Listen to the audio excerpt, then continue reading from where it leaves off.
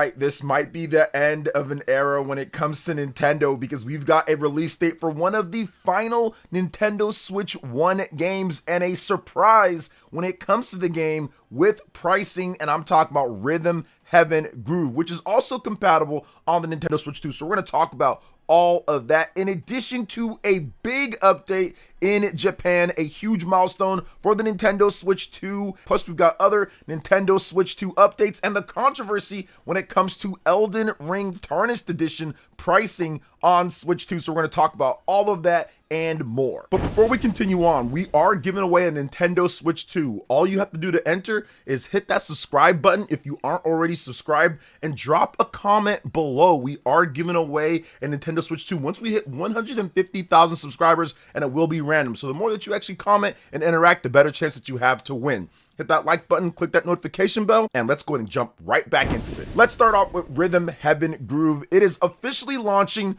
on July 2nd for the Nintendo Switch, but once again, Nintendo Switch 2 is backwards compatible with the Nintendo Switch 1, so you should be able to play it no problem on the Nintendo Switch 2, and we'll see if they do the same thing that they did with Tomodachi Life, where already on Switch 2, the portable mode is fine, so there's no boost mode. It already just plays in a better mode, so we'll see about that when it comes to 1080p or resolution or anything, but the art style here is pretty simplistic. We got a brand new trailer. We're going to go over some details as well, and of course the pricing, which comes in at a nice $39.99 physical and digital. So Nintendo says, get in the groove. Anyone can feel the flow in Rhythm Paradise Groove. Discover a colorful collection of funny little rhythm games, including music by renowned Japanese producer Tsunuki. You can do anything with rhythm, no matter how strange the situation.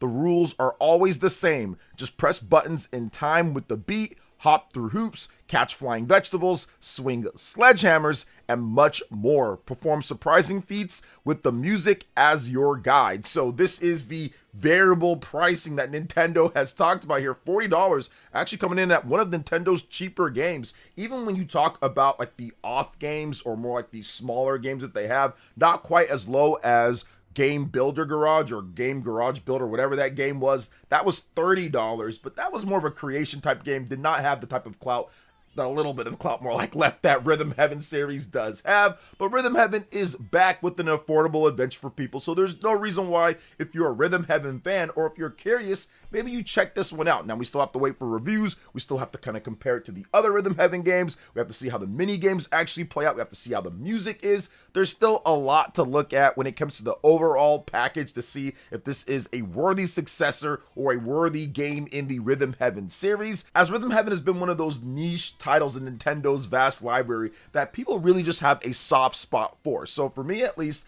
I'm definitely going to be checking this out. I like the fact that it's physical and digital for $40. Obviously, it's not a big, massive game, or it doesn't have Mario in it or anything. So I knew that it was probably going to be cheaper than the $60 or cheaper than obviously $70. I didn't know they were going to go as low as $40. I was thinking like a 1-2 switch type of thing at $50, but at $40 digital and physical, it's not bad, especially if it actually is really good and it lives up to the Rhythm Heaven games. People do love the previous games like on the DS and stuff, so I'm hoping that it's really good. I think that it should be fun. The music sounds pretty good from the trailer, and I'm looking forward to seeing exactly how the fans, more so than anything, respond to this new Rhythm Heaven game, which it seems like forever. I don't even remember the last time there was a new Rhythm Heaven game, so I'm glad that they're finishing out the Nintendo Switch strong, and I wanted to talk about this too because this could be the last actual Nintendo Switch 1 game from Nintendo. Now, correct me if I'm wrong in the chat, but I don't recall them having anything else because Pokemon Champions just launched, and that's a Nintendo Switch 1 game with really no Switch 2 improvements outside of slightly better resolution, and even that has a bug or issue with it right now. They're working on patching that.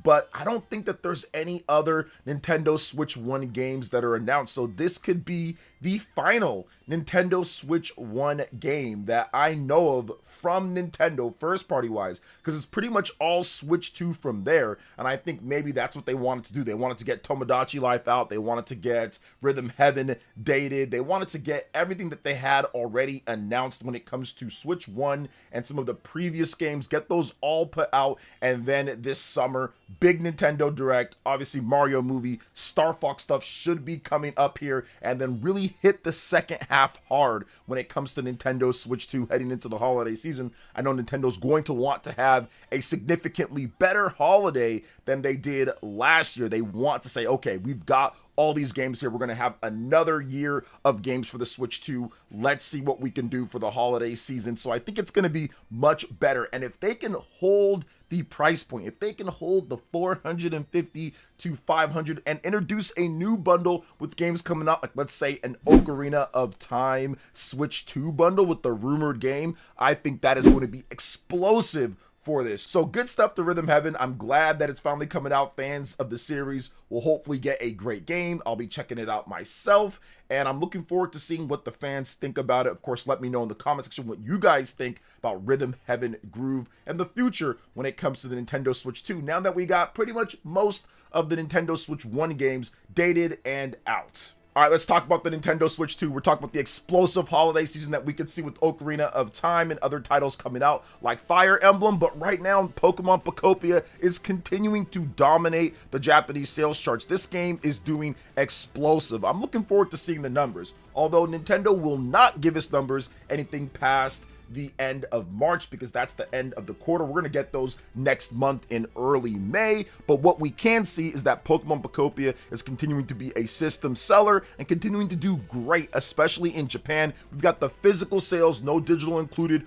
for Famitsu from March 30th, 2026 through April 5th, 2026, and Pokemon Pokopia is once again the top selling game. Now, another thing is that Pokemon Pokopia has also been the top selling game digitally in multiple regions, including the US and in Japan. And in Japan, when it comes to physical sales, they sold an additional 45,484 game key cards. They're now at a total of 867,171 physical sales just in Japan alone. The sales of this game are explosive. Nintendo Switch 2 was once again the top selling system, selling 59,543 units. That's more than all the other systems combined, and I think maybe times some amount as well. Switch 2 is just doing spectacular, especially early in the year, usually the slower time period for sales. Sometimes sales can dip when it comes to the top platform down to like the 30K range, sometimes like that, but Switch 2 is keeping above 50K plus units. And of course, when the next slate of big games come out when it comes to Switch 2, you should see more shipments coming into Japan. But Pokemon Pokopia helping to hold everything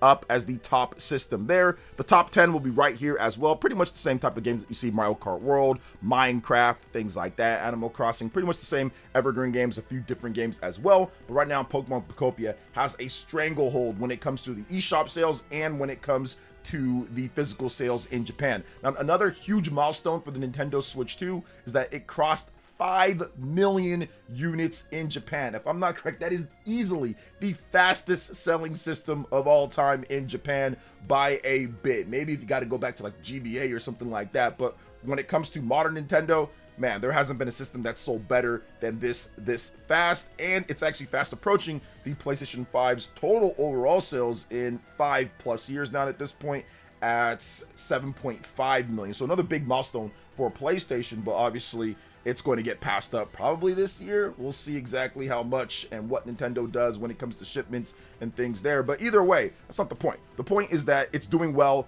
and you're going to continue to see Japanese developers notice this. So that's the big thing with sales. Not because it sells more than this or that. It's because it's selling really good, so you're going to get Japanese developers to support it. You don't want another situation like the Wii U where you don't get any sales and then Japanese developers say, we're not going to support it. So we're seeing Resident Evil. We're seeing other big games like Pragmata. We're seeing other Japanese titles coming. And I think that most Japanese developers are going to be looking at this and saying, wow, okay, we need to put our games on there because this is the system of the present and the future when it comes to best selling. So I see a lot of Japanese developers prioritizing the Nintendo Switch 2. Can't quite say the same when it comes to Western developers. We saw some delays when it comes to 007 and everything, but right now, based off these sales here in Japan and of course worldwide, you're going to see a lot more Japanese developers looking at this and saying, okay, we got to get our game on there, and we're going to try to work with Nintendo in order to get that done. Got a slew of big games coming out this summer as well when it comes to Japanese devs, so I think it's going to continue on here. So what do you guys think about the big milestone, 5 million units plus Pokemon Pokopia continuing to dominate over in Japan? Let me know in the comment section below. Okay, moving on to the controversy here. We're going to talk about Elden Ring Tarnished Edition on the Nintendo Switch 2 and what is going on, because the price has been revealed, or at least what we think the price is going to be for the Switch 2 edition of this game, and it's at $80 for a game key card, but it does include the Shadow of the Erdtree DLC, which runs for about $40 on Xbox, PlayStation, and PC. And if you look at the Tarnished Edition complete with the base game plus the DLC on Xbox, PlayStation, and PC, it's at least $80 as well. So it's the same price. Even on PC, it's up to $100 if you want everything. Now, the Nintendo Switch 2 version of this game does come, of course, with everything, and it also comes like with a few exclusive classes and some weapons, plus, of course, the natural built-in native portable play. But some have pointed out that $80 game key card, everything is not on there. They didn't do the extra work like we've seen with Cyberpunk or even Indiana Jones to get everything on the cart. It would have been difficult because this is a large game and it's from Soft. You guys know how their engine is, but I understand some of the complaints from that point. But if you look at it, the game itself, it's the same price on all platforms. So really, it's an issue with Bandai Namco and their pricing, considering the game is 4 years old. I will say that they need to probably have a separation of the Tarnished Edition with the base edition, and I think that's essentially what is a bit better when it comes to other platforms, because you can buy just Elden Ring by itself for $60. It's still $60 right now on all other platforms digitally, and if you want, there are some deals physically on PlayStation 5 and Xbox Series. More on PlayStation 5 and PlayStation 4 than on Xbox Series. There's just more physical copies for PlayStation, so you can find some deals, but you would still have to buy that $40 DLC extra, and there really hasn't been too many deals on the DLC. Sometimes it goes down to $35 from what I've been seeing online, but for the most part, it's $40 for that Shadow of the Erdtree DLC. So while it is a bit pricey when it comes to this DLC and when it comes to this game, obviously seeing a 4-year-old game at this point for $80 is a sticker shock to many people. It does seem like it has a lot of content from the reviews and from everything that I've read about Elden Ring Shadow of the Erdtree. The DLC seems packed full of stuff to do, and we know that the base game is already really good. I think the really big question with the Nintendo Switch 2 version of this game is, how is the full game going to shape up when it comes to how it runs? We know in 2025 it was supposed to launch then. It was a mess. It was laggy. It was just not looking good at all. So they delayed it to 2026. Now we still have no set release date, but we did get an update from GDC, if you missed it, where they did show the game in portable mode, and it looked and played significantly better from everybody that got a chance to play the game. There was reports on it.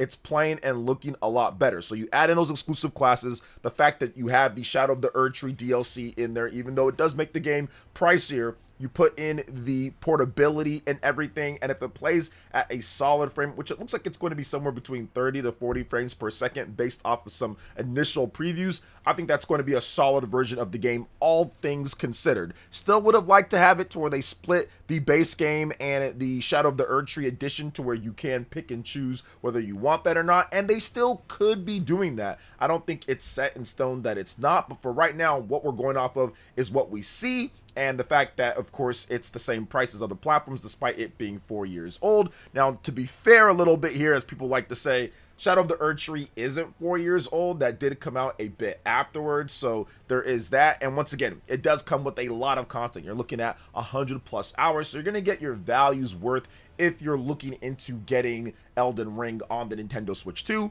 But I would still say, of course, wait till we see the reviews. Let's see how it plays. Let's see how the full game holds up. And if you feel that it's worth it, you can get it. If not, you can wait for discounts, because I'm pretty sure that this game, when it comes to a game key card, will be discounted like we've got for other titles out there. So you can wait for a sale and kind of go from there. But my thoughts initially are, yeah, sticker shock first, but when you look at everything when it comes to just how the game is priced across all platforms, it's definitely an issue, especially when you start considering that a lot of people on PlayStation 5 and Xbox Series don't actually have disc drives to take advantage of the physical edition being cheaper in places.